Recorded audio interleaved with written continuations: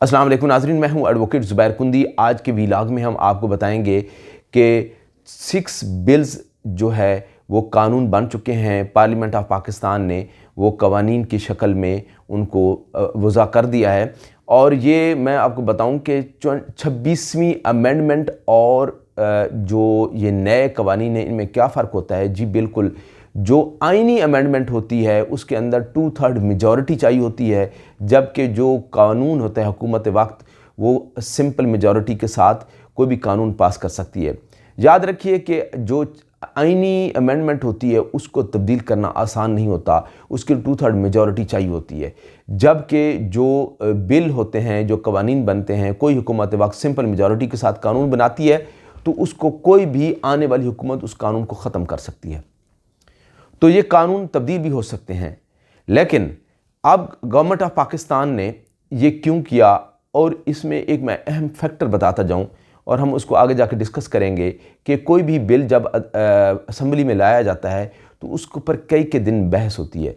जो पार्लियामेंट के या कौमी असम्बली के जो रूल्स ऑफ बिज़नेस होते हैं वो यही बताते हैं कि जो बिल आता है वो किस तरह कमेटियों में जाता है और कमेटी जो है उसमें बहस होती है, फिर उसको ऑन टेबल किया जाता है और उसके बाद पार्लियामेंट में भी बहुत ज़्यादा बहस होती है। तमाम मेंबरान को कॉपीज़ दी जाती हैं। कॉपीज़ के बाद वो उसमें गलतियाँ कोताहियाँ जो होती हैं वो डिस्कस की जाती हैं और फिर कहीं जाकर ये बिल पास होता है। लेजिस्लेचर की जो इंटेंशंस हैं वो बड़ी इम्पॉर्टेंट हैं। जब भी हम कानून में कहीं भी कोई बहस करते हैं और अदालत को बताते हैं कि इस कानून को बनाने का ये मकसद था, कोई भी ड्राइविंग फोर्स होती है किसी कानून को बनाने के लिए। अगर कानून को बनाने वाले कोई बदनीति का शिकार हों, मेलाफाइडी उनके दिल में हो, या वो ज़ाती मकासद के लिए कवानीन बनाएंगे तो डेफिनेटली उन कवानीन के अंदर लकूनाज आएंगे, उन कवानीन के अंदर ख़राबियाँ आएंगी, क्योंकि वो कवानीन पूरी तरह से असेसमेंट के बाद नहीं आएंगे बल्कि वो हेस्ट में होगा। सिमिलरली इन कवानीन को भी हेस्ट में ही वो किया गया, जल्दबाजी में किया गया। 24 आवर्स का भी टाइम नहीं दिया गया, इसके ऊपर बहस नहीं की गई, जल्द अज जल्द इस कवानीन को पास किया गया। अब इनके असरात और मुज़मरात और फ़वाइद क्या सामने आते हैं ये तो हम आने वाले दिनों में देखेंगे। बतौर तालिब इल्म, बतौर कानून के तालिब इल्म मैं ये समझता हूँ कि कोई भी कानून आने से पहले उसको अच्छी तरह से उसके ऊपर बहस की जानी चाहिए। उसका ड्राफ्ट जो है तमाम मेंबरान के पास जाना चाहिए। उसके बाद उसको कानून को टेबल करके उसके बाद वो पास होना चाहिए। 6 कवानीन में जो जुडिशरी के रिलेटेड कवानीन थे वो वज़ीर कानून ने ऑन टेबल किया वो कानून, और जो थे आर्मी या नेवल या डिफेंस के रिलेटेड जो कवानीन थे वो ख्वाजा आसिफ डिफेंस मिनिस्टर है उसने ऑन टेबल किया।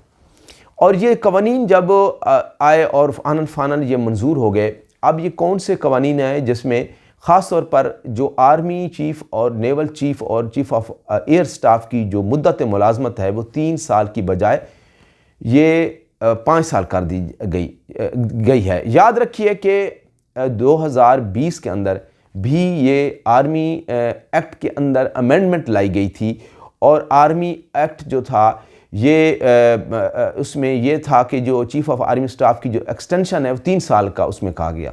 लेकिन अब मुद्दत मुलाजमत में ही इजाफ़ा कर दिया गया है। इसमें एक नई शिक ऐड की गई है 8C। 8C के एडिशन के बाद बहुत कुछ बदल गया है।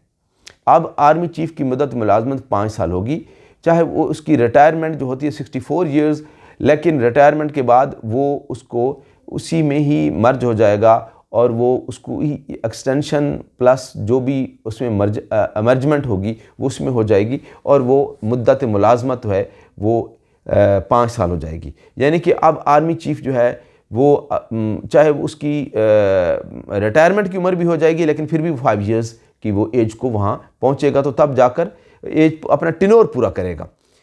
अब एक्सटेंशन वाला मैटर ख़त्म हो गया, एक्सटेंशन वाला कानून पीछे रह गया। अब हम आते हैं जुडिशरी के हवाले से। जुडिशरी में जो जजेस की तादाद है उसको तकरीबन दोगुना कर दिया गया है।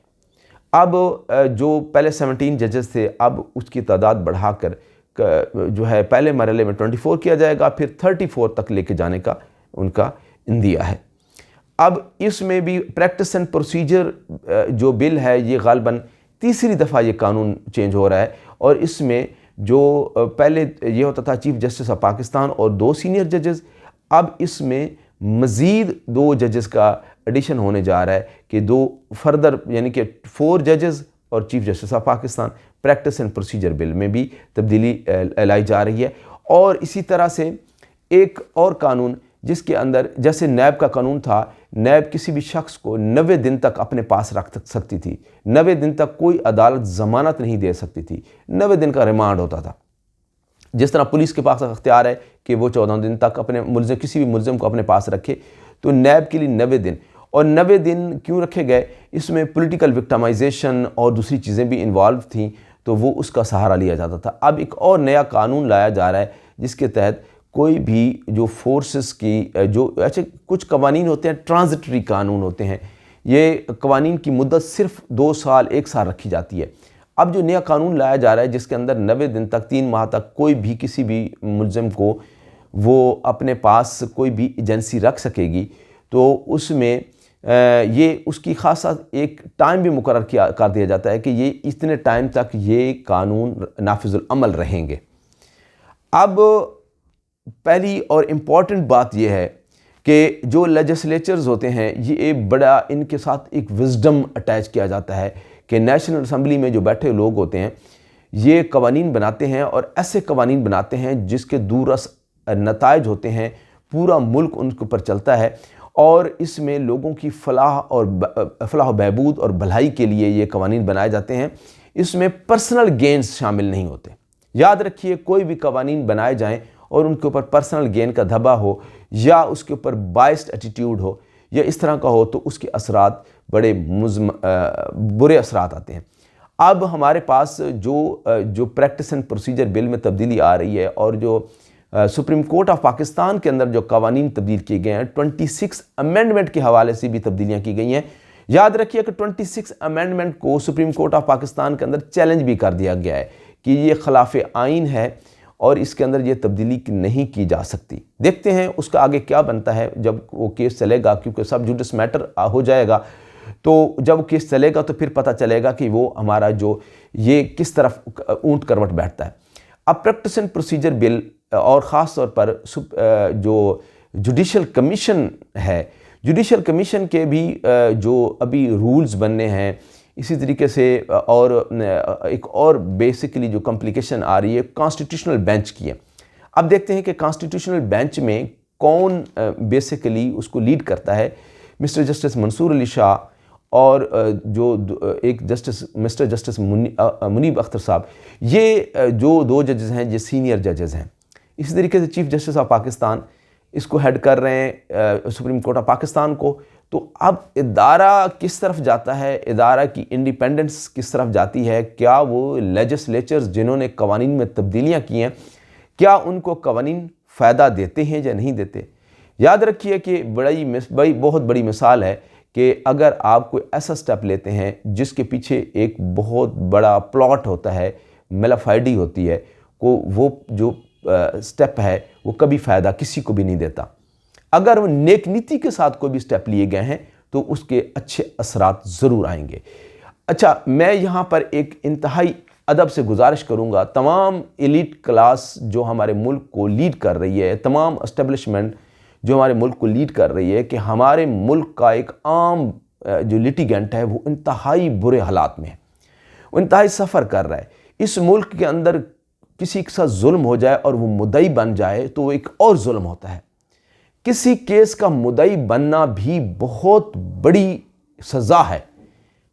اب کیا پارلیمنٹ اتنی ایمرجنسی میں اس لیٹیگنٹ، اس عام بندے کے لیے بھی قانون بنائے گی؟ کیا یہ قوانین صرف اشرافیہ تک بنتے رہیں گے؟ یہ میرا ایک اہم امپارٹنٹ کوسچن ہے۔